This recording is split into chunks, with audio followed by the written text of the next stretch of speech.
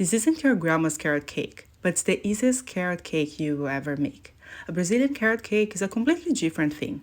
It's light, it's fluffy, and instead of cream cheese, it's topped with a decadent layer of chocolate. And the best part? It's made in a blender. Trust me, this isn't your grandma's carrot cake, but it's definitely a recipe worth keeping. Start by peeling and chop your carrots into smaller pieces and add those to a blender. Add some vegetable oil and eggs. Oh, and the list for ingredients you can find in the link on my bio or on Substack. Look for Feed by Sarah, where you can find more delicious Brazilian recipes. Now in a bowl, add some all-purpose flour and granulated sugar, a pinch of salt, and stir that a little bit.